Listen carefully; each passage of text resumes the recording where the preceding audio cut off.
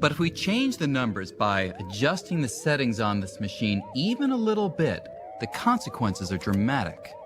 For example, if I increase the strength of the electromagnetic force, atoms repel one another more strongly, so the nuclear furnaces that make stars shine break down.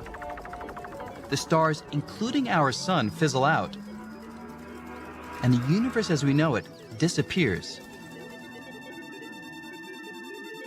So, what exactly in nature sets the values of these 20 constants so precisely?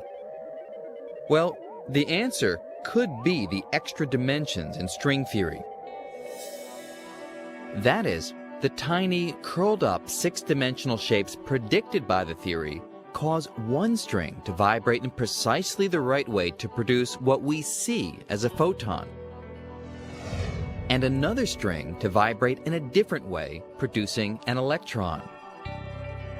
So, according to string theory, these minuscule, extra-dimensional shapes really may determine all the constants of nature, keeping the cosmic symphony of strings in tune.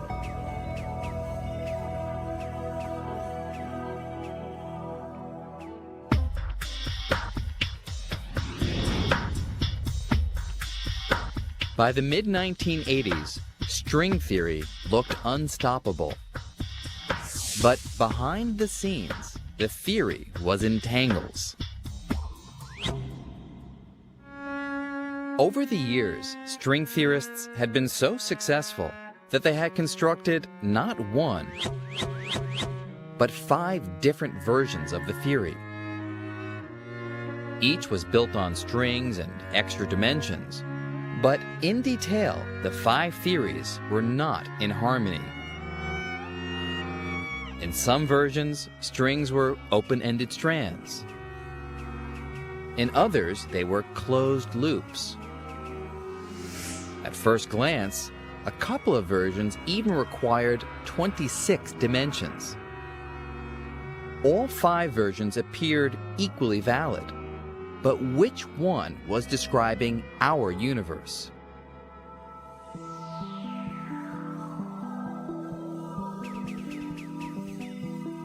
This was kind of an embarrassment for string theorists because on the one hand we wanted to say that this might be it, the final description of the universe, but then in the next breath we had to say, and it comes in 5 flavors, 5 variations. Now, there's one universe, you expect there to be one theory, not 5. So this is an example where more is definitely less. One attitude that people who didn't like string theory could take was, well, you have 5 theories, so it's not unique.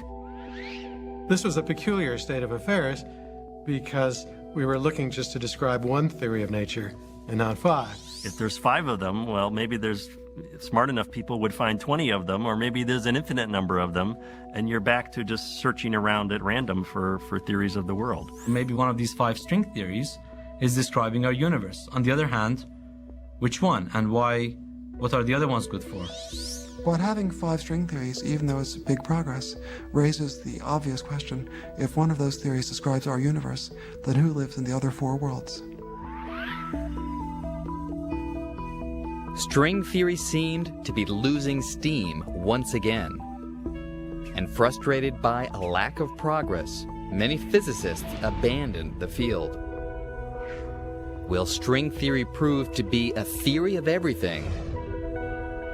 Or will it unravel into a theory of nothing?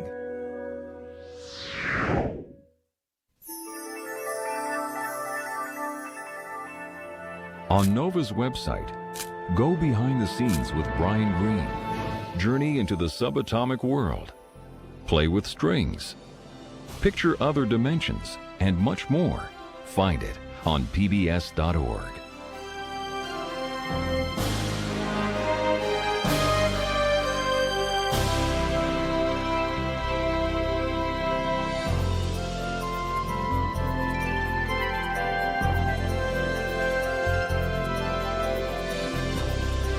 To order this program on VHS or DVD, or the book The Elegant Universe, please call WGBH Boston Video at 1-800-255-9424. Next time on Nova, can string theory be saved? Do we live in a world of extra dimensions with parallel universes just beyond our reach? The thrill ride continues as Brian Greene pushes physics to the limit on the next episode of The Elegant Universe.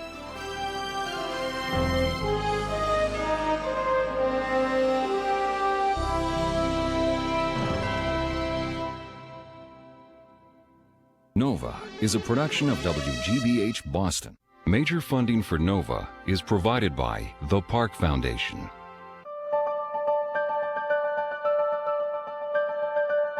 We see Teacher of the Year. We see kids reaching their potential. It's what inspires us to create software that helps you reach yours. Science. It's given us the framework to help make wireless communications clear. Sprint is proud to support Nova. Funding for The Elegant Universe is provided by the Alfred P. Sloan Foundation to enhance public understanding of science and technology. And by the National Science Foundation, America's investment in the future.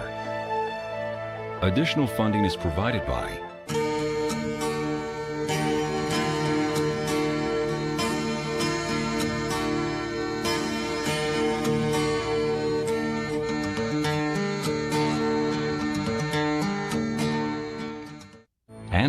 the George D. Smith Fund and the U.S. Department of Energy, fostering science and security. Major funding for Nova is also provided by the Corporation for Public Broadcasting and viewers like you. Thank you.